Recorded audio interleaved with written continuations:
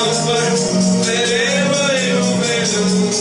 In sorrow or in pain, His promises obey.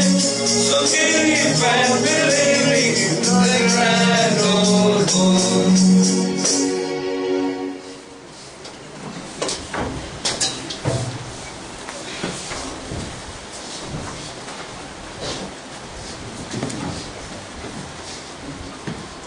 We are turning to the book of Nehemiah.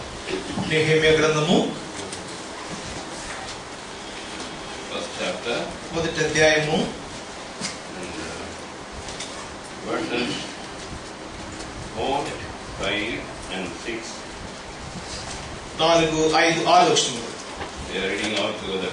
అందరం కలిసి చదువుకుంటాం. Nehemiah first chapter verses 4, 5, 6 together. Nehemiah గ్రంథము 1వ అధ్యాయము 4, 5, 6 వచనములు కలిసి చదువుకుంటాం. And it ఈ says, మాటలు వినప్పుడు నేను కూర్చుని ఏడ్చి కొన్ని దినముల దుఃఖంతో ఉపవాసం ఉండి ఆకాశమున దేవుని ఎదుట విజ్ఞాపన చేసింది. ఇట్లనగా ఆకాశమున దేవా యెహోవా భయపడే గొప్ప దేవా, నిన్ను ప్రేమించి నీ ఆజ్ఞలను అనుసరించి నడుచు వారిని కటాక్షించి వారితో నిబంధనలు స్థిరపరచువాడు. నీ చెవి నీ నేత్రములు తెరచి నీ సన్నిధిని దివారాత్రము నీ దాసులైన ఇశ్రాయేలు పక్షంగా నేను చేయి ప్రార్థన అంగీకరించు. నీకు విరోధంగా పాపం చేసిన ఇశ్రాయేలు కుమారుల దోషములు నేను ఒప్పుకొనుచున్నాను. నేను నా తండ్రి ఇంటి వారిని పాపం చేసి ఉన్నాము. shall we look to the Lord for grace? ప్రభు యొక్క కృప కొరకై ప్రభు వైపు చూస్తాం. Our loving and living Heavenly Father, మా ప్రేమ గల జీవములైనటువంటి పరలోకపు తండ్రి, in the highly exalted name of our Lord Jesus Christ, we draw nigh Thy presence this afternoon hour with worship, thanksgiving and adoration. ఎంతో కృతజ్ఞతాస్తుతి ఆరాధనతో అత్యున్నతముగా హెచ్చించబడిన యేసుక్రీస్తు ప్రభువారి నామములో మరొకసారి మీ సన్నిధిని సమీపిస్తున్నాం. Even now, Lord, as we come together in this very difficult time, Thou will keep us from sleeping, and we pray that our mind may be fresh and we may be receive something of eternal value from Thy loving heart. ప్రభువా తండ్రి, ఎంతో కష్టతరమైనటువంటి నిద్రాభారంతో జరుగుతున్నటువంటి ఈ సమయంలో మరొకసారి మీ సన్నిధిలోనికి మేము వచ్చి ఉండగా నిత్యమైనటువంటి విలువలు కలిగినటువంటి మీ వాక్యం వైపుగా మేము ధ్యానం కొనసాగించడానికి సహాయం చేయండి. That we now lost our leakage of Thy full holy heavenly counsel. ప్రభువా నీ పరలోకపు సంపూర్ణమైనటువంటి సంకల్పము, ప్రభువా వాక్యం యొక్క విడుదల ఏది కూడా తండ్రి కొదవబడకుండా చేయండి. Keep us both and keep all of us in Thy unction. We pray for Thy utterance for both of us. ప్రభువా తండ్రి, ఇరువురిని మమ్మల్ని అందరినీ కూడా మీ యొక్క తండ్రి ఆధీనంలో ఉంచుకోండి. ఇరువురికి కావాల్సినటువంటి వాక్ శక్తిని దయచేయండి. And keep our thoughts under Thy captivity. ప్రభువా మా తలంపులన్నింటినీ మీ స్వాధీనంలో ఉంచుకోండి. We pray with thanksgiving in the exalted name of our Lord and Savior Jesus Christ. కృతజ్ఞతలు చెల్లిస్తూ మా ప్రభు మా రక్షకుడు ప్రభు యేసుక్రీస్తు వారి నామమున ప్రార్థించి వేడుచున్నాము తండ్రి. ఆమేన్. We have been thinking about how God chose Nehemiah and some of the characteristics we saw this morning. నెహెమ్యాను దేవుడు ఎలా ఏర్పరచుకున్నాడు, తిరిగి నెహెమ్యాలో ఉన్నటువంటి కొన్ని లక్షణాలు ఏంటో మనం ఉదయకాలం చూస్తూ వచ్చినాం. To build it is easy, to rebuild it is difficult. కట్టడము ఎంతో తేలికైనదే, కానీ తిరిగి పునర్నిర్మించడం అనేది చాలా కష్టమైనటువంటిది. So it was a very difficult job, and God chose a man with these 8 characteristics as we find in the scripture. లేఖనాల్లో మనం చూస్తున్నటువంటి ఈ 8 ఈ సుగుణములు కలిగినటువంటి ఇటువంటి వ్యక్తిని ఎన్నుకొనటం ఎంతో కష్టతరమైనటువంటి పని. Our loving God wants us also to have these qualities so that He can rebuild through us His work in the days to come. మనము కూడా ఇటువంటి 8 లక్షణములు కలిగి ఉండాలని మన ప్రభు కోరుతున్నాడు. తద్వారా రానున్నటువంటి దినంలో మన ద్వారా తిరిగి ప్రభు కట్టాలని కోరుతున్నాడు. There is a purpose for which God has enabled us to choose this book of Nehemiah and go through that. ఈ యొక్క నెహెమ్యా గ్రంథాన్ని మనం కోరుకొని దీన్ని ధ్యానించడానికి గల దేవుని ఉద్దేశం ఎంతో గొప్పదై ఉంటుంది. It is very relevant for today. ఈ దినములకు ఇదెంతో సరిపడినటువంటిది. And chapter 1 verse 1 we saw the first characteristics of Nehemiah was faith. Nehemiah గ్రంథము 1వ అధ్యాయము 1వ వచనం నుండి మొట్టమొదటి నెహెమ్యా యొక్క సుగుణం ఏంటో మనం చూస్తూ వచ్చినాం, అది విశ్వాసము. As people of God who are in the ministry of God, our eyes should not be upon circumstances. We are not walking by sight, but we are walking by faith. దేవుని యొక్క ప్రజలు ప్రత్యేకంగా ప్రభు యొక్క పనిలో నిమగ్నమైనటువంటి వారు వెలిచూపుతో కాకుండా విశ్వాసంతో మనం నడుచుకోవాలి. అనగా పరిస్థితులపైన మన నేత్రములు ఉంచరాదు. And secondly, we saw about the burden. రెండోదిగా మనం చూస్తూ వచ్చినాం భారము. And Nehemiah was in a good job and he had every reason to excuse himself. మరి నెహెమ్యా చక్కటి ఉద్యోగ బాధ్యతలు ఉంటున్నాడు, సాకులు చెప్పడానికి ప్రతి విధమైనటువంటి కారణం కూడా తన ఎదురు ఉంటుంది. But he took it upon himself to inquire, to mourn, to weep, to fast and pray. కానీ తన పనిగా తాను ఎంచుకొని తాను విలపిస్తున్నాడు, ఏడుస్తుంటున్నాడు, ఉపవాసం ఉండి దాని గురించినటువంటి వివరాలు అడుగుతుంటున్నాడు. God is looking for those people who would have burden for the work God has committed to them. దేవుడు తమకు అనుగ్రహించినటువంటి పని విషయమై ఎవరైతే భారం కలిగి ఉంటారో అట్టి వారి కొరకే దేవుడు వెతుకుతున్నాడు. Moses was willing to be blotted out of the book of life just for the sake of the Israelites. మరి ఇశ్రాయేలు ప్రజల గురించి తన పేరు సైతము దేవుని యొక్క గ్రంథముల నుండి తుడిచివేయబడే నిమిత్తమై మోషే సిద్ధముగా ఉన్నాడు. And even various other people, they didn't even consider their own lives to be important, but the glory of God, the blessing of God's people, they consider to be very important. అనేకమైనటువంటి ఇతరులు కూడా ఉంటున్నారు, తమ ప్రాణములు కూడా వారు లెక్క చేయక దేవుని యొక్క ప్రజలు దేవుని యొక్క మహిమ విషయమై వారితో పట్టింపు కలిగి ఉంటున్నారు. Now the third characteristic we find, ఇక్కడ మనం చూస్తున్నటువంటి మూడవ సుగుణము verses 5 and 6. 4-5 వచనములు. It speaks about confession. అది ఒప్పుకోలును గురించి మాట్లాడుతుంది.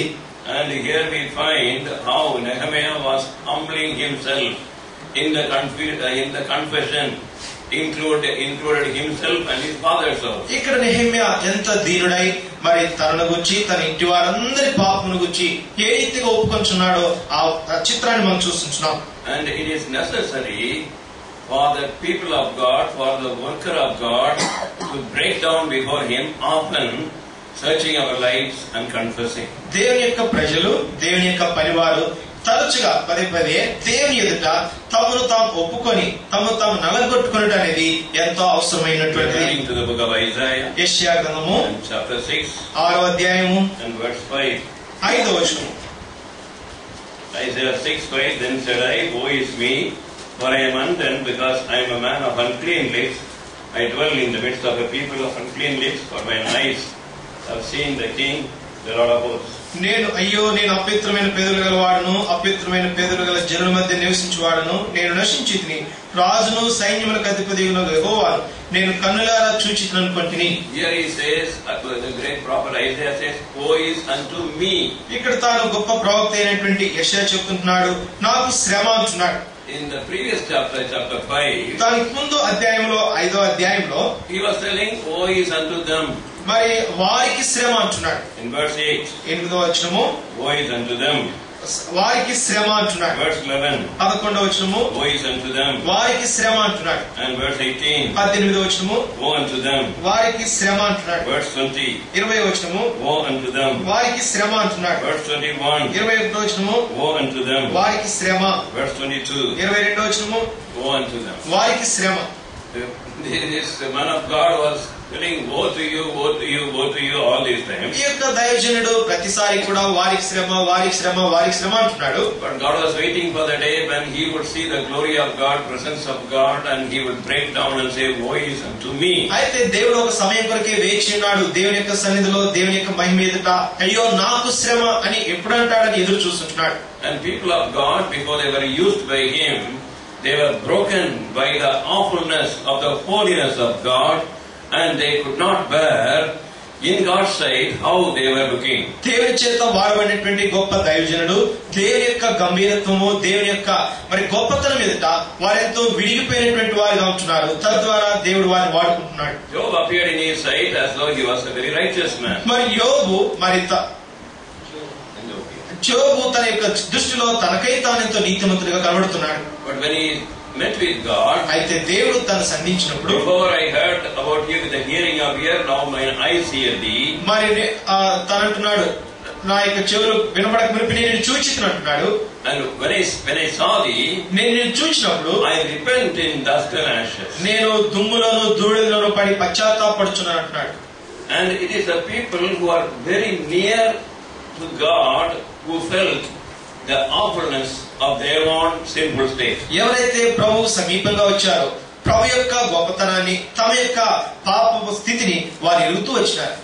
And again we find in the case of Peter, పేతురు విషయంలో కూడా తర్వాత మనం చూస్తాం.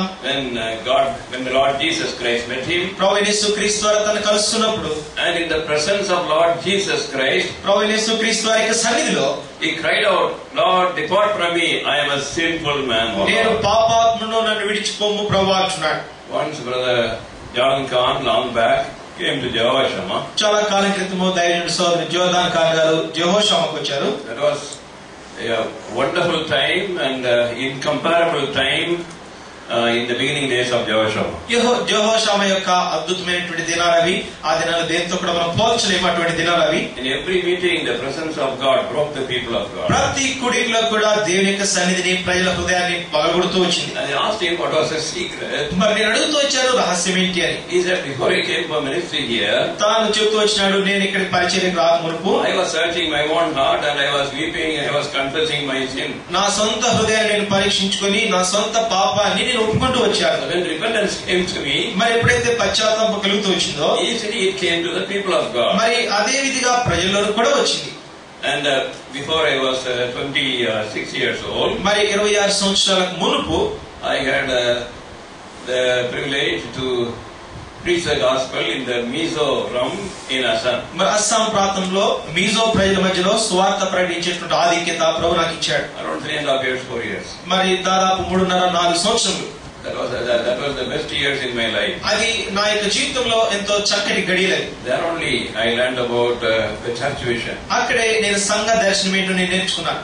And there when I went and learned the language, నేను అక్కడ వారి భాష, వారి ప్రాంతానికి వెళ్ళినప్పుడు as I was giving the gospel in their own language, నేను వారి సొంత భాషలో వారికి సువార్త అందిస్తున్నప్పుడు, and when I found with all much preparation and preaching, as people were not born again, మరి నేను ఎంతో సిద్ధపడి ఎంతో మరి కష్టపడి మరి వాక్యం అందిస్తున్నాను, అయినా సరే ప్రజలు తిరిగి జన్మించట్లేదు.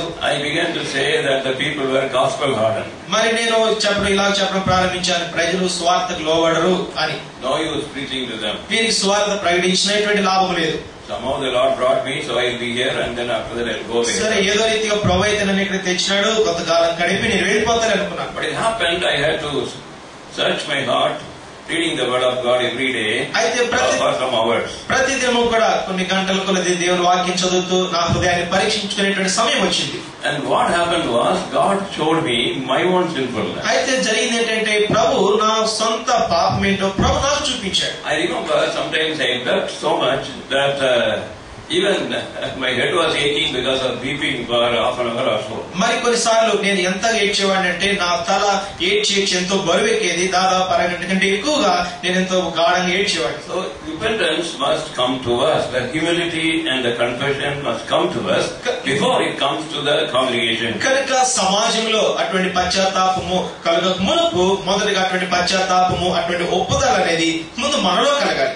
Here we find in the confession a few things which we want to be reminded. ఇక్కడ తాను యొక్క మరి యెహెమ్యా ఒప్పుకోలులో కొన్ని విషయాలు మనం జ్ఞాపకం చేయాలని ప్రభు కోరుతున్నాడు. First of all, confession must be in humility. కనుక ఈ యొక్క ఒప్పుదల అనేది దీనత్వంతో కూడుకున్నది. It should be in singular first person. మొట్టమొదటిగా అది వ్యక్తిగతమైనటువంటిది. I, నేను, not we. అనగా మేము కాదు. Many times we will shy. చాలా సార్లు మనం సిగ్గుపడుతుంటాం when we want to confess, మనం ఒప్పుకునే సమయం వచ్చినప్పుడు, Lord, we have sinned. ప్రభువా మేము పాపం చేశామంట. And we include others also. అంటే ఇతరులు వేరే వారిని కూడా కలిపి ఒప్పుకుంటాం. That is not biblical confession. అది వాక్యానుసారమైనటువంటి ఒప్పుదల కాదు. And the real confession అయితే నిజమైనటువంటి ఒప్పుదల ఏమంటే, should not be like the confession of Eve and Adam. అనగా అవ్వ ఆదాములు ఒప్పుకున్నట్లుగా కాదు.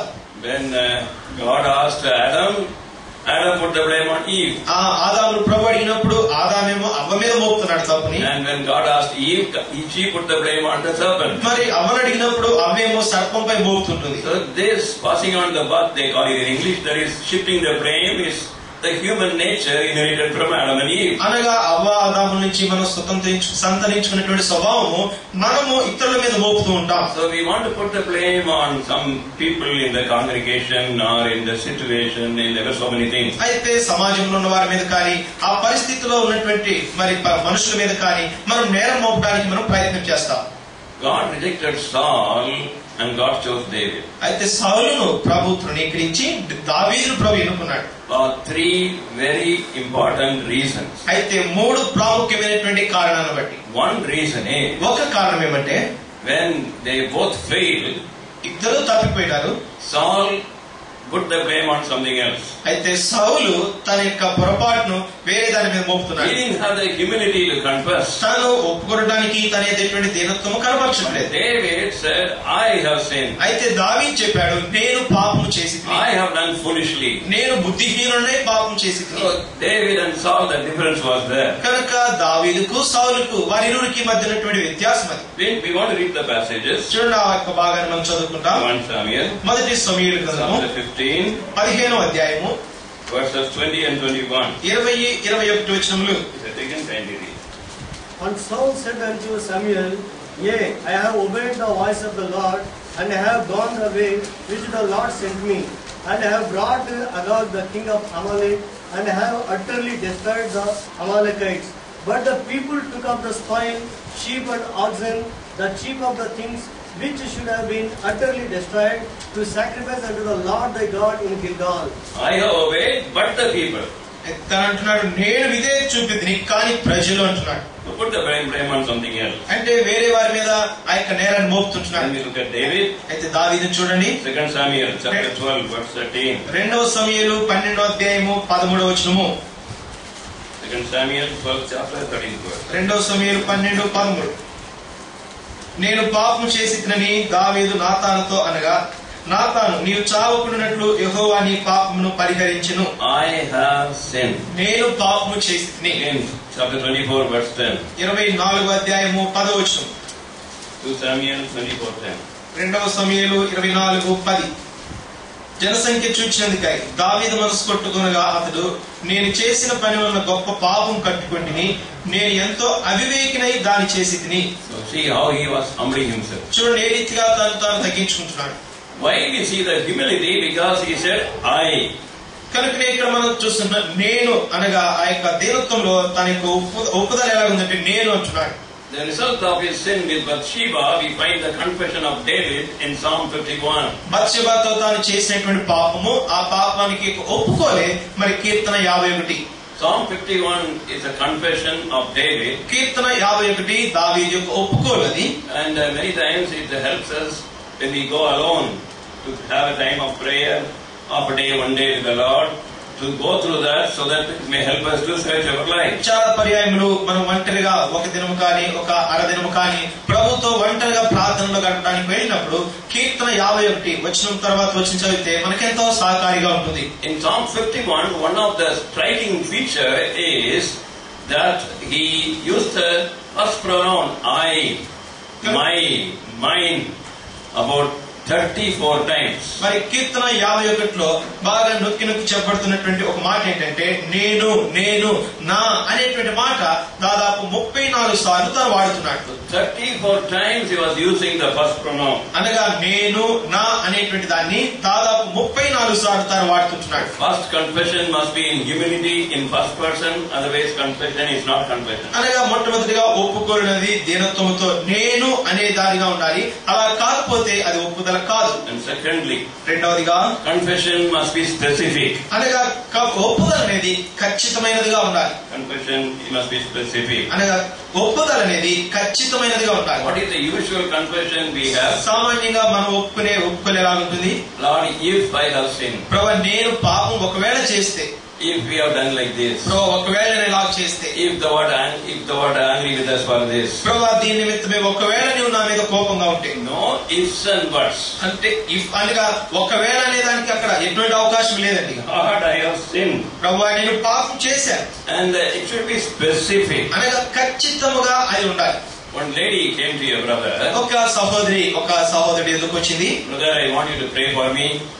బ్రదర్ మీరు నా కొరకు ప్రార్థించాలని కోరుతున్నాను. I have one weakness. నాకు ఒక బలహీనత ఉంది. The weakness is exaggeration. అంటే నా యొక్క బలహీనత ఏంటంటే నన్ను నేను హెచ్చించుకునేది. In a meeting, if 10 people are there, I will say 100 people. నేను అంటే ఒక 10 మంది కూడికి వస్తే 100 మంది వచ్చారని చెప్తాను. So this is the problem for me. In everything I exaggerate. నేను అంతా కూడా హెచ్చించి చెప్తాను. నాకున్న సమస్య ఇదేనని చెప్పి. Please pray for this weakness. అయితే ఈ బలహీనత కొరకు ప్రార్థించని చెప్పారు. That brother said, అయితే ఆ సహోదరుడు చెప్పాడు, Sister, even if I pray, you will not get any relief from this habit. అమ్మా నేను నీ కొరకే ప్రార్థించినా సరే దీని నుండి ఎటువంటి విడుదల నీకు దొరకదు అని చెప్పాడు. If you want to change yourself, అయితే నువ్వు మారాలి, మార్చుకోవాలంటే if you specifically confess to the Lord, నీవు ఖచ్చితంగా నువ్వు ప్రభు యందు ఒప్పుకుంటే immediately you will have victory. వెంటనే నీకు విజయం దొరుకుతుంది. Don't call exaggeration. అంటే దాన్ని ఎగ్జాజరేషన్ అలా నువ్వు పిలవద్దని చెప్పాడు. Call it a lie.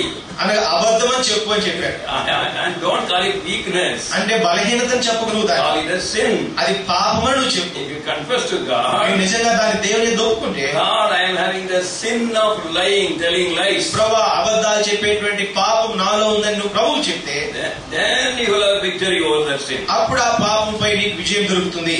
Any deep confession has never failed to bring the greatest blessing in our life and ministry. అనగా ఏదైనా ఒప్పుకున్నటువంటి పాపము మన జీవితం, any deepest confession, ఏదైనటువంటి లోతైనటువంటి ఒప్పుదల అనేది మన యొక్క జీవితంలో మన పరిచర్యలో ఎంతో ఉన్నతమైన స్థానంలో తీసుకుని వస్తుంది. So that is why we find this confession must be specific. కనుకనే ఒప్పుకోలనేది ఖచ్చితంగా ఉండాలి. The same brother says about confession. అయితే అదే సహోదరుడు ఒప్పుకోలు చెప్పాడు, our confession to God is like this. అంటే మన యొక్క ఒప్పుకోలు దేవుని ఎదుట ఈ రీతిగా ఉండాలి. We put our sins on a golden plate. మన యొక్క పాపములన్నీ కూడా ఒక బంగారు పళ్ళెంలో పెట్టి, upon a velvet cushion, అది చక్కటి అలంకరించబడినటువంటి కుషన్ తో ఉంది, and cover it with silk. అనగా సిల్క్ తో దాన్ని కవర్ చేసి, and we present it to God. అనగా దాన్ని ప్రభువుకు అందించాలి. God can never forgive such a confession. ప్రభు అటువంటి ఒప్పుకోలుని ప్రభు క్షమించడు. And we are so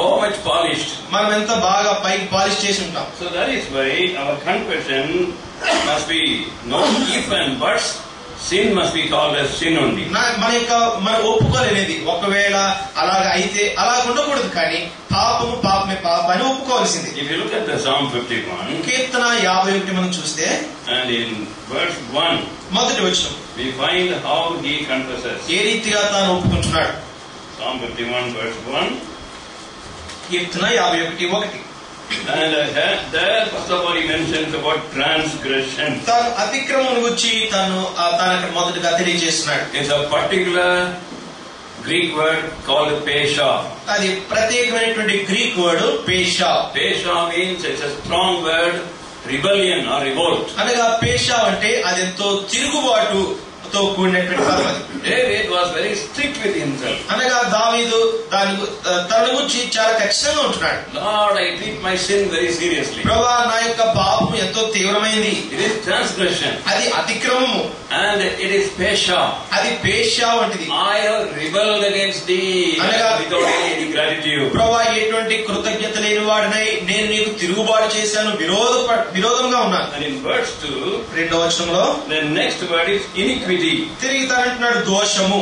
That Greek word is avon. అవోన్ గ్రీక్ పదము, దాని అవోన్. And the meaning is దానికి అర్థం ఏంటంటే crookedness, perverseness. అనగా క్రూరత్వము, వక్రతనము. David was telling, Lord, I have become crooked, more crooked, and much more crooked.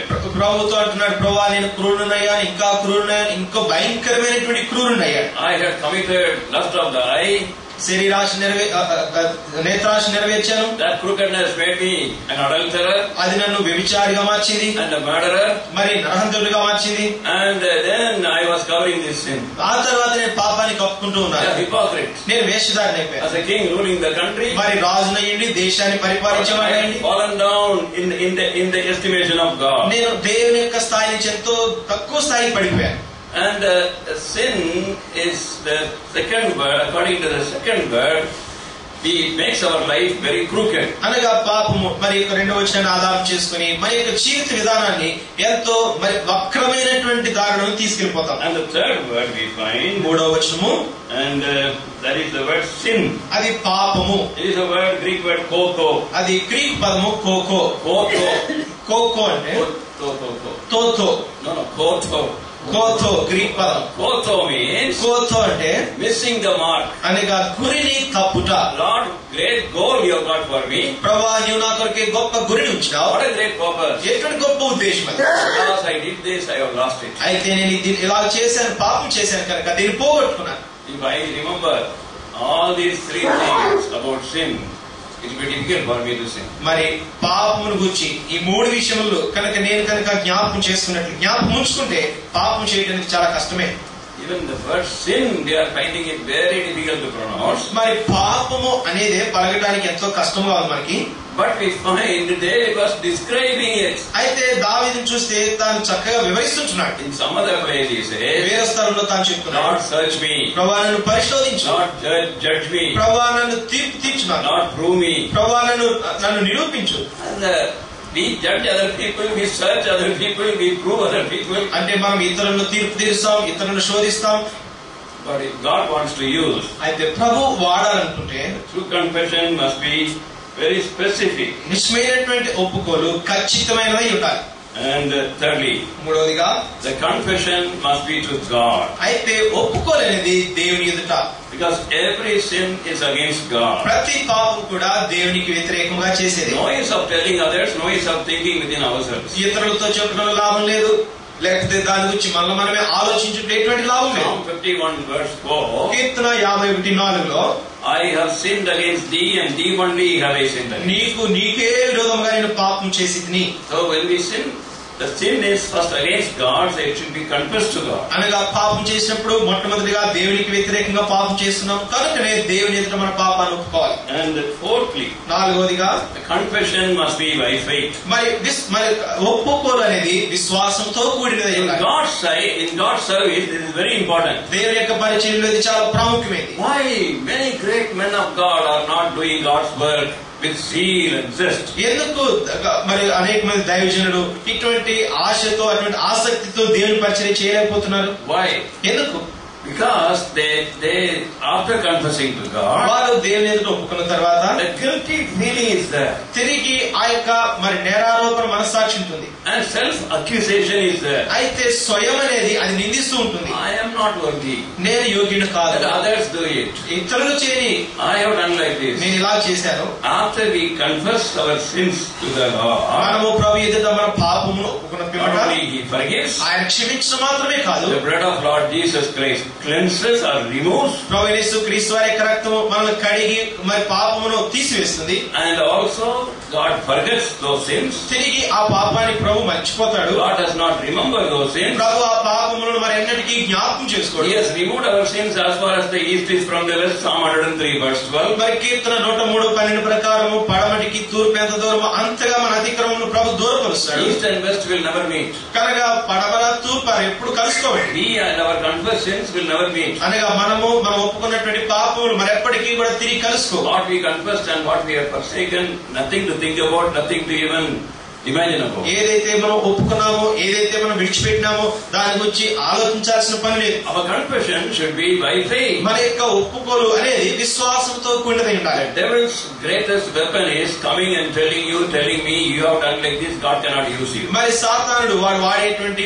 మరి భయంకరమైనటువంటి ఆయుధం ఏంటంటే, నువ్వు ఇలా చేశావు కనుక దేవుడు నిన్ను వాడుకోడు, నువ్వు ఇలా చేశావు దేవుడు నిన్ను వాడుకోడు, And God's purpose is gone from your life. మరి నీ విషయమే దేవుని ఉద్దేశం అయిపోయింది అని చెప్తాడు. That is dishonoring the power of the blood of Lord Jesus Christ. అనగా ప్రభువైన యేసు క్రీస్తు వారి యొక్క రక్తం యొక్క శక్తిని తక్కువగా ఎంచటమే అలాగైతే, When the enemy brings back in our memory any of our past failures which we have confessed already, we should say no to that. మరి మనం ఇప్పటికే మనం ఒప్పుకున్నటువంటి మన పాపములను వాటిని కూర్చున్నటువంటి వ్యక్తి సాతానుడు మన ఎదురు తీసుకుని వస్తే మరి సాతానుడికి మనం చెప్పాలి లేదు అని చెప్పాలి. హెబ్రీలకు chapter 8 8వ అధ్యాయము verse 12. 12వ వచనం. Hebrews 8:12. హెబ్రీలకు 12:8. Hebrews 8:12. హెబ్రీ 12:8. కుమారులైన వారందరూ శిక్షలో పాలు పొందుచున్నారు. 8:12. క్షమించండి. Or 8:12. principle to their unrighteousness, and their sins and their iniquities will I remember no more. Their sins and their iniquities will I remember no more. Hebrew 8:12. వారి దోషముల విషయమై దయ కలిగి వారి పాపములను ఇకను ఎన్నడూ జ్ఞాపకం చేసుకోరు. What God has forgotten, we have to forget. అయితే ప్రభు ఏంటైతే మర్చిపోయాడో మనం కూడా మర్చిపోవాలి. About confession. అయితే ఒప్పుకోలు. And we should never feel that there is no need for us, God is using us, And only sinners should confess, I am not such a sinner. మనం ఎప్పుడు ఇలా అనుకోకూడదు, ప్రభు ఎలాగ నన్ను వాడుకుంటున్నాడు, పాపులే పాపం ఒప్పుకోవాల్సింది, నేనే ఒప్పుకోవాల్సింది ఏమి లేదని ఎప్పుడు అనుకోకూడదు. Often we should allow the Spirit of God to search our lives. తరచుగా దేవుని యొక్క ఆత్మ మనల్ని శోధించడానికి మనం అనుమతించాలి. After I was born again, నేను తిరిగి జన్మించిన తర్వాత, that is when I was 16 years, అనగా 16 సంవత్సరాల వయసులో some prayer group brothers were there. అక్కడ కొంతమంది సహోదరులు కూడి ప్రార్థన చేస్తున్నారు. One good thing was that as soon as I was born again, I joined that believers group. మంచి విషయం ఏంటంటే నేను తిరిగి జన్మించిన వెంటనే నేను ఆ యొక్క ప్రార్థించేటువంటి సహోదరులు వారితో కలుసుకున్నాను. There was a great problem. అక్కడ ఒక గొప్ప సమస్య ఉంది. And then the senior brother came. అక్కడ ఒక సీనియర్ సహోదరుడు వచ్చాడు. And the first question he asked was, మొట్టమొదటి ప్రశ్న ఆయన అడిగింది, when was the last time you searched your life in the presence of God? దేవుని యొక్క సన్నిధిలో చివరిసారిగా నీవు ఎప్పుడు నీ హృదయాన్ని పరీక్షించుకున్నావు? I was born again. నేను చెప్పాను, నేను తిరిగి My జన్మించాను, sins are forgiven. నా పాపాలు క్షమించబడ్డాయి. I never knew the need to search my heart again and again. తిరిగి నా హృదయాన్ని ప్రభు సన్నిధిలో పరీక్షించుకోవాలి అనేటువంటి విషయము నేను ఎరగకుండా ఉంటుంది. I was shocked. నాకెంతో నిశ్చేష్టునైపోయాను. When I went and searched my heart, నేను వెళ్ళి నా హృదయాన్ని పరీక్షించుకున్నప్పుడు I could see so many things I have committed which is abominable in His sight. దేవుని యొక్క దృష్టిలో అసహ్యమైనటువంటి కార్యాలు నేను జరిగించినవి అనేకమైనవి నేను చూడగలిగాను. We are not beyond this confession. అంటే ఈ ఒప్పుకోలు మించిన వారు ఏమి కాదు మనం. And then we find ఆ తర్వాత మనం చూస్తాం the fourth characteristics of Nehemiah. Nehemiah యొక్క 4వ సుగుణము, Verse 4. 4వ వచనము. And it came to pass when I heard these words, I sat down, wept, mourned 7 days, fasted, and prayed before the God of heaven. ఈ మాటలు వినినప్పుడు నేను కూర్చుండి ఏడ్చి కొన్ని దినముల దుఃఖంతో ఉపవాసం ఉండి ఆకాశమందుల దేవుని ఎదుట విజ్ఞాపన చేసింది. This prayer is recorded by the Holy Spirit. పరిశుద్ధాత్మ దేవుడు తాను చేసినటువంటి ప్రార్థనను రికార్డ్ చేసి ఉంచాడు. If you look at in the Bible, all the people who did great things for God, singularly, specially, they were men and women of prayer. మరి దేవుని యొక్క వాక్యంలో దేవుని కొరకే గొప్ప కార్యాలు చేసినటువంటి వ్యక్తులు వారందరినీ మనం చూసినప్పుడు వారు ప్రార్థనాపరులైనటువంటి పురుషులు, ప్రార్థనాపరులైనటువంటి స్త్రీలుగా ఉన్నారు. Prayer is not a gift of the Holy Spirit. ప్రార్థన అనేది పరిశుద్ధాత్మ యొక్క వరము కాదు. It is a duty of every child of God. అది ప్రతి దేవుని బిడ్డ యొక్క బాధ్యత. Especially those who are in the work of God. ప్రత్యేకంగా దేవుని యొక్క పనిలో ఉన్నటువంటి వారు. And now, one important thing about prayer we want to just mention. అయితే ప్రార్థన గురించి ఒక ప్రాముఖ్యమైనటువంటి విషయాన్ని నొక్కి చెప్పాలని కోరుతున్నాను. And that is when Nehemiah prayed, he prayed till the answer came. మరి నెహెమ్యా ప్రార్థించినప్పుడు జవాబు పొందు పర్యంతరము ప్రార్థించాడు. Verse 4 he says, 4వ వచనంలో తాను అంటున్నాడు, certain days I prayed certain days. నేను కొన్ని దినములు ప్రార్థించితిని. How much was that certain days? అది కొన్ని దినములు అంటే ఎన్ని దినములు? And here we find ఇక్కడ మనం చూస్తాం in first verse మొదటి వచనంలో Kislev. కిస్లేవ్ మాసమున. And that is the month of November according to our calendar. అది మన క్యాలెండర్ ప్రకారం చూస్తే కిస్లేవ్ అంటే నవంబర్ మాసం. Chapter 2. 2వ అధ్యాయము. There we find first verse. అక్కడ మొదటి వచనము. The month of Nisan. అక్కడ నీసాను.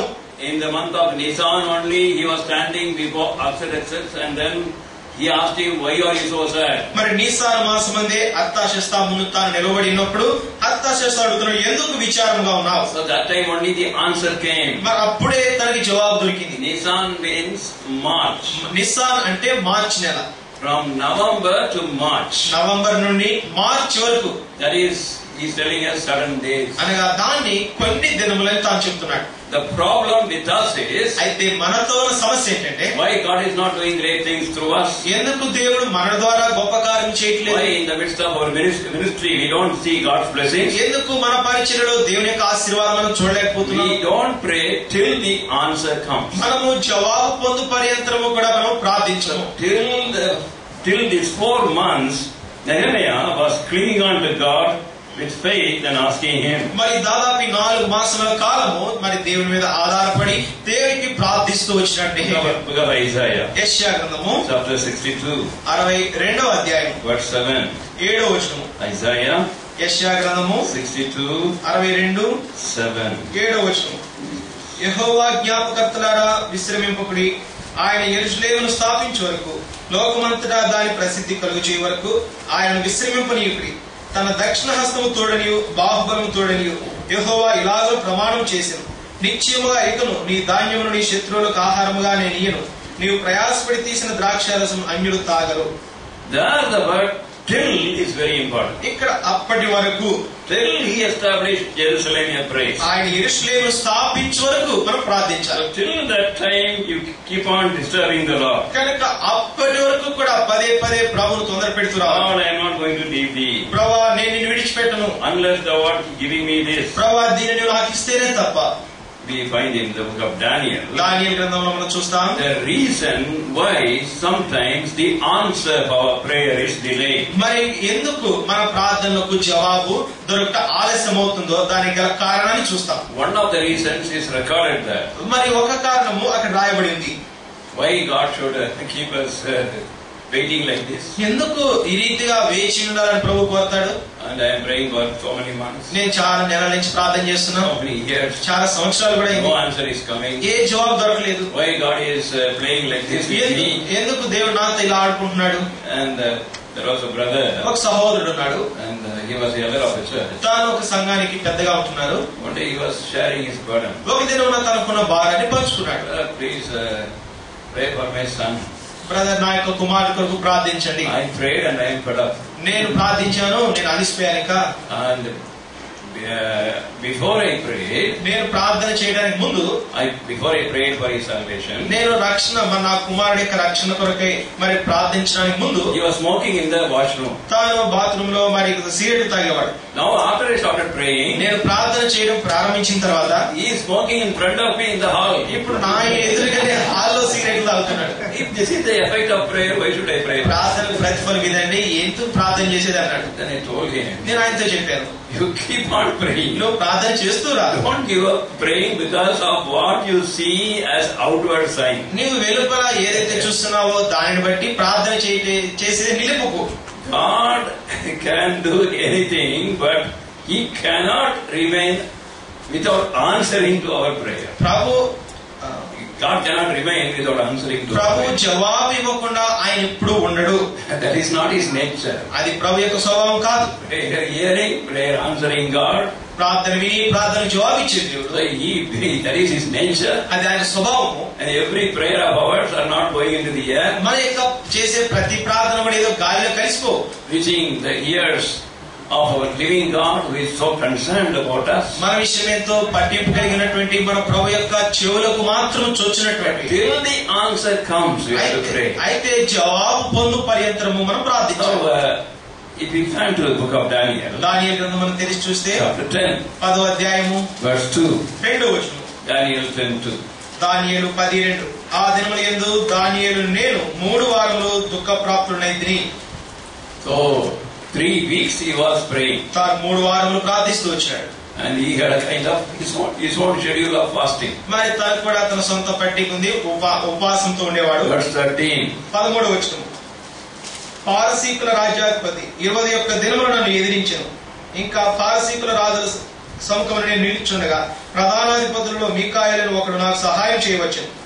Here we find as Daniel was praying upon the earth for 3 weeks. మరి భూమి మీద దానియేలు 3 వారములు తాను ప్రార్థిస్తురాగా Immediately the answer was sent. వెంటనే జవాబు తనకు పంపబడింది. And it is said that అక్కడ చెప్పబడింది. when the answer came, అక్కడ జవాబు వచ్చినప్పుడు, oh Daniel, ఓ దానియేలు, as you started praying, your prayers were heard. నువ్వు ప్రార్థన చేయడం ప్రారంభించగానే నీ ప్రార్థనలు అక్కడ విన్నాడు. And the answer I brought. ఇదిగో నేను జవాబు తీసుకొని వచ్చాను. As soon as you prayed. నేను ప్రార్థించిన వెంటనే తీసుకొచ్చాను. But why 21 days delay? అయితే ఎందుకు 21 దినముల ఆలస్యము? Why you had to pray for 3 weeks? మరి ఎందుకు 3 వారాలను ప్రార్థన చేయవలసి వచ్చింది? Because the prince of the power of the air, he was fighting. వాయుమండల సంబంధమైనటువంటి అధిపతి మరి విరోధముగా పోరాడుతున్నాడు. He was resisting. తాను ఎదిరిస్తుంటున్నాడు. So after that, when the victory is won in heaven, as he continued praying, మరి తాను ఎడతెగక అలానే ప్రార్థన చేస్తూరాగా పరలోకంలో విజయం సాధించబడిన తర్వాత అప్పుడు నేను వచ్చాను. So it is important to know that our warfare is there in prayer. కనుక మనము గుర్తించుకోవాల్సినటువంటి విషయం ఏంటంటే మన ప్రార్థనా జీవితము యుద్ధ రంగం వంటిది. As we pray, మనము ప్రార్థన చేస్తున్నాం, enemy resistors, సాతానుడు ఎదిరిస్తాడు. and as we pray and pray, మనం ప్రార్థన చేస్తూ రాగా he is defeated. వాడు ఓడించబడతాడు. Not that God wants to delay and put us to shame. ఏదో ప్రభు ఆలస్యం చేసి మనల్ని ఏదో సిగ్గుపరచాలని కాదు. Many things we don't know very clear upon this earth. ఈ భూమి మీద చాలా విషయాలు మనకి తేటగా తెలియదు. But later on when we go, we shall know as it should be known. కనుక మనకి ఎలాగైతే ఎరగాలని కోరుతున్నామో అలా మనం ఒక దినాన ప్రభు యొద్దకు వెళ్ళినప్పుడు మనం తెలుసుకుంటాం. But now it is better we know that our prayers are opposed by the spiritual forces. కనుక మన యొక్క ప్రార్థనలు అనేవి ఆత్మ సంబంధమైనటువంటి శక్తులు వాటితోటి మనవి పోరాడుతుంటున్నాయి. And sorry if I keep on telling about this happened in my life or anything like that. మరి నేను నా జీవితంలో ఇలా జరిగిందని మరి నేను అనేక విషయాలు చెప్తూ వచ్చినాను. It is a direct testimony that I am telling. నేను నేరుగా మరి సాక్ష్యాన్ని పంచుకుంటున్నాను. I am not better than any of you here. నేను మీలో ఉన్న వారికంటే ఎవరికంటే కూడా గొప్ప యోగ్యుని కాదు. From my heart I think like that. నా యొక్క హృదయంలో నేను అలా తలుస్తున్నాను. If you don't believe it, that is up to you. మీరు నమ్మకపోతే అది మీకే విడిచిపెడుతున్నాను. Why I am talking about me? నేను ఎందుకు నన్ను గురించి కూడా చెప్తున్నాను? So that what happened in my life may be helpful to you. కనుక నా జీవితంలో ఏదైతే జరిగిందో అది మీ జీవితంలో మీకు సహాయకంగా ఉంటాయి. I had a friend. నాకు స్నేహితుడు ఉన్నాడు. I loved him. నేను ఆయన ప్రేమిస్తాను. But I knew that he was not born again and he was very adamant. అయితే నాకు తెలిసింది ఏంటంటే తాను తిరిగి జన్మించలేదు, చాలా మొండివాడు. When I talked to him about a verse in the Bible, దేవుని వాక్యం గురించి వచనాన్ని గురించి తనతో మాట్లాడాను. he would tell me about some cinema song. మరి తాను సినిమా సాంగ్ గురించి నాకు చెప్పేవాడు. Just to irritate me. నన్ను ఏదో చిరాకు పరచాడు. And he visited my home. తాను నా గృహాన్ని దర్శించాడు. Immediately he would ask for matchbox. మరి వెంటనే మ్యాచ్ బాక్స్ అగ్గిపెట్టి అడిగాడు. Matchbox to light the cigarette. Cigarette కాల్చుకోవడానికి అగ్గిపెట్టి. My wife used to get very angry. నా యొక్క భార్యకు చాలా కోపం Why వచ్చింది. you bring these fellows to the house? ఎందుకు ఇటువంటి వాడిని ఇంటికి తీసుకొచ్చాను? All smoking fellows. నా సిగరెట్ తాగేవాళ్ళు. Hereafter don't bring him. ఇప్పటి నుంచి తీసుకురావద్దని చెప్పింది. Oh, what is the use of loving him? This man is not born again. నేను ఏంటి ఈ వ్యక్తిని తిరిగి జన్మించలేదు, ఈయన ప్రేమించడం ఏంటి లాభం? I have prayed. నేను ప్రార్థించాను. No answer. జవాబు దొరకలేదు. One night, ఒక రాత్రి I said, నేను చెప్పాను, Lord, unless you are giving me the assurance you are going to save him, I am not going to sleep. ప్రభువా, నీవు ఆ వ్యక్తిని రక్షిస్తాను అనేటువంటి నిశ్చయిత నాకు ఇస్తే తప్ప నేను నిద్రకు ఉపక్రమించను. And then I started praying. నేను ప్రార్థన చేయడం ప్రారంభించాను. I don't know how long I prayed. నాకు తెలియదు ఎంతసేపు I ప్రార్థించాను. knew it was a long time. నాకు తెలుసు చాలాసేపు ప్రార్థించాను. Then the peace came. ఆ తర్వాత గొప్ప సమాధానం. He is going to be born again. ఆయన తిరిగి జన్మిస్తాడు. I slept. నేను నిద్రపోయాను. Next day evening, మరుసటి దినము సాయంత్రము he is calling my name. ఆయన నా పేరు పెట్టి పిలిచాడు. As usual, I thought he will ask for matchbox. మరి నేను అనుకున్నాను మళ్ళీ యథావిధిగా అగ్గిపెట్టి అడుగుతాడు. But he said, ఆయన అడిగాడు, I want to know something about the business you are talking about being born again. No. నువ్వు మాట్లాడుతూ చెప్తూ వచ్చావు కదా తిరిగి జన్మించడము, దాని గురించి నాకు తెలుసుకోవాలనుంది. I didn't say. నేను చెప్పలేదు, He was asking. ఆయనే అడుగుతూ వచ్చాడు. Then I said, let us go to the playground, there we will talk. ఆ తర్వాత మరి అనుకున్నాం, మరి ఆటలాడే స్థలానికి వెళ్ళి గ్రౌండ్ వెళ్ళి అక్కడ మాట్లాడతారు. I told him. అక్కడ ఆయన చెప్పారు. There itself he knelt down. అక్కడే తను మోకరించాడు. Accepted the Lord. ప్రభువును అంగీకరించాడు. Drinks gone, smoke gone, everything gone. అక్కడ ఇంకా సిగరెట్ పోయింది, అన్ని కూడా పోయి. Victory is not won in simply when our argument or giving a gospel or anything. It is won upon our knees. అనగా విజయం అనేది ఏదో తర్కించి వివాదంతో దొరికేది కాదు, కానీ విజయం అనేది మోకాల మీద పొందేటువంటిది. It is won upon our knees as we pray till the answer comes. అనగా మనము జవాబు దొరకు పర్యంతరము కూడా మనం మోకాళ్ళ పైన ప్రార్థించాలి. Till the assurance comes, God has answered our prayer. మన ప్రార్థనకు జవాబు ఇచ్చాడు అనేటువంటి నిశ్చయితను ప్రభు ఇచ్చే వరకు కూడా ప్రార్థించాలి. How many family problems we have? ఎన్నో కుటుంబ సమస్యలు మనం కలిగి ఉన్నాం. Problems of children. మరి పిల్లలు వచ్చే సమస్యలు, sometimes problems of grandchildren. మరి ఆ తర్వాత మనమరాళ్ళను వచ్చేటువంటి సమస్యలు, Problems, above all the problems of ministry. మరి అన్నిటికంటే ఎక్కువగా పరిచర్యలో సమస్యలు. Oh, how much more we should go and cry to the Lord till He answers. ఎంత ఎక్కువగా ప్రభు యొద్దకు వెళ్ళి జవాబు దొరకు అంతవరకు కూడా మనం ప్రార్థించాలి. There is no situation beyond the power of God. దేవుని శక్తికి మించినటువంటిది పరిస్థితి అన్నది ఏది కూడా లేదు. For every great man of God, ప్రతి గొప్ప దైవజనుడు కూడా Not only they prayed seasonally, వారు ఆయా సమయాల్లో ప్రార్థించింది మాత్రమే కాదు, every day they allotted solid time for prayer. ప్రతి దినము కూడా ప్రార్థన కొరకై ప్రత్యేకమైనటువంటి సమయాన్ని కేటాయించారు. Even if today I have to confess my sin, నేను కూడా నా పాపాన్ని నేను ఒప్పుకోవాలి. I am sorry to say this. నేను ఈ విషయం చెప్పడానికి ఎంతో సిగ్గుపడుతున్నా. My sin of prayerlessness comes to me. నా యొక్క ప్రార్థన లేని తనము పాపం నా ఎదురుకు వస్తుంది. Sometimes when I see problems, కొన్నిసార్లు సమస్యలను చూసినప్పుడు spiritual people becoming power mongers, మరి ఆత్మ సంబంధమైనటువంటి వ్యక్తులు అధికారం కోసం వాంఛి చూపిస్తారు. and all problems, అంతా కూడా సమస్యలే, fighting, మరి కొట్లాటలు. I have nothing to blame them. నేను వారిని నిందించలేదు. I only am convicted about my prayerlessness. నేను నా ప్రార్థన లేని నేను గుర్తిస్తున్నాను. Had I prayed as I ought to have prayed, things would have been different. నేను ఎలాగైతే ప్రార్థించాలో అలా ప్రార్థించి ఉంటే పరిస్థితులు వేరుగా ఉండే. I'll just tell about one brother. ఒక సహోదరుని గురించి చెప్తాను. You would have heard about Martin Luther. మీరు వినుంటారు మార్టిన్ లూథర్ గారు. And he said, ఆయన చెప్పారు, very simply he said, తనతో సామాన్యంగా చెప్పారు, if I don't spend at least 3 hours daily in prayer, ప్రతి దినమునకు 3 గంటలు నేను ప్రార్థనలో గడపకపోతే the devil gets victory. సాతానుడికి విజయం దొరుకుతుంది. But if I can give 3 hours to God in prayer, నేను ప్రార్థనలో ప్రతి దినమునకు 3 గంటలు ప్రభువుకి ఇస్తే I experience the Lord's victory. నేను ప్రభు యొక్క విజయాన్ని నేను అనుభవిస్తాను. That is his words. అది తాన యొక్క మాట. The man who brought about a great blessing for the whole world. లోకమంతటికి కూడా గొప్ప ఆశీర్వాదాన్ని తీసుకొచ్చినటువంటి గొప్ప దైవజనుడు ఆయన. God is no respecter of persons. దేవుడు వ్యక్తులను చూసి తాను మరి లక్ష్యం చేయడు. And he wants to use every one of us without exception. అనగా ఎటువంటి మినహాయింపు లేకుండా దేవుడు మనలో ప్రతి ఒక్కరిని వాడుకోవాలని కోరుతున్నాడు. And the things accomplished through us is depending upon how much time we give to prayer. అయితే మరి మన ద్వారా ఎంత పని జరుగుతుంది, ఎంత మార్పు జరుగుతుంది అనేది ఈ దేని మీద ఆధారపడి ఉంటుందంటే మనము ప్రార్థనలో ఎంత సమయం గడుపుతున్నాం. We talk about our beloved brother Bhakt Singh. మనము దైవజనుడు సోదరుడు భక్త్ సింగ్ గారి గురించి కూడా మాట్లాడతాం. More than anything in his life, what others, people from outside, what they speak about him is his prayer life. కనుక ఇతరులు మరి బయట దేశం వారు కూడా తన గురించి ఎక్కువగా మాట్లాడింది ఏంటంటే తన యొక్క ప్రార్థనా జీవితం గురించి మాట్లాడారు. They have seen him. వారు ఆయన చూసినారు. While traveling in the train. మరి ట్రైన్ లో ప్రయాణం చేస్తున్న సమయంలో Seen him in other places. వేరే స్థలాల్లో How he could give hours for God. ఏ రీతిగా దేవునికి గంటల సమయం ఇచ్చేవాడు. If you want to repent, మరి తను పశ్చాత్తాపడాలనుకుంటే I have to repent. Perhaps you have to repent about our prayers. మరి యొక్క నీ యొక్క జీవితంలో నా యొక్క జీవితంలో దేని గురించి అయినా సరే మనం పశ్చాత్తాపడాలంటే మనం ప్రార్థన లేని దాని గురించే పశ్చాత్తాపడాలి. Somebody said, ఎవరో ఒక వ్యక్తి చెప్పారు, our loved ones are not born again. మన ప్రియులు తిరిగి జన్మించలేదు. The gospel is going with slow pace. మరి సువార్తము ఎంతో మెల్లగా వెళ్తుంది. The saints of God are not spiritual and happy. పరిశుద్ధులు మరి ఆత్మీయంగా లేరు, అంత పవిత్రంగా లేరు. And all this directly can be related to my prayer list. ఇవన్నీ కూడా దేనికి చెందినవి అంటే నా ప్రార్థన లేమి. The two things 2 విషయాలు God is reminding. ప్రభు జ్ఞాపకం చేస్తున్నాడు. Confession. ఒప్పుకోలు. It should be in humility. అది దీనత్వంతో కూడినది.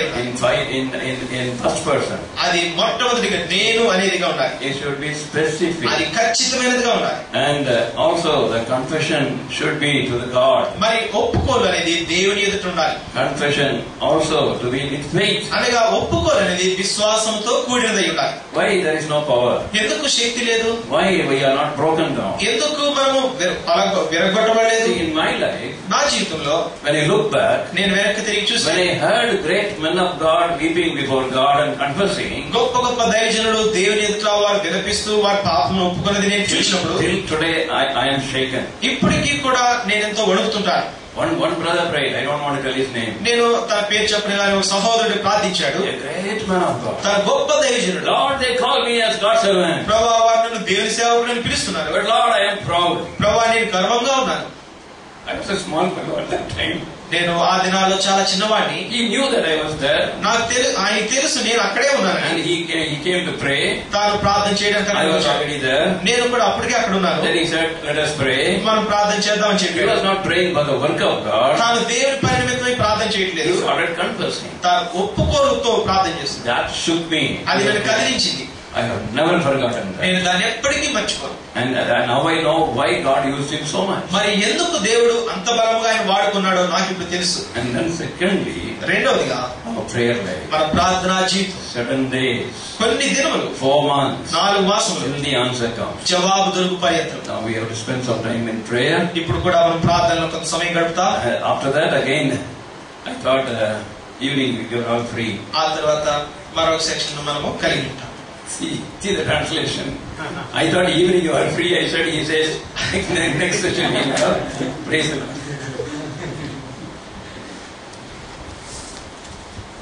Loving Father, we commit thy precious word, preserve it, use it for thy glory. We pray in the name of Lord Jesus Christ. Amen.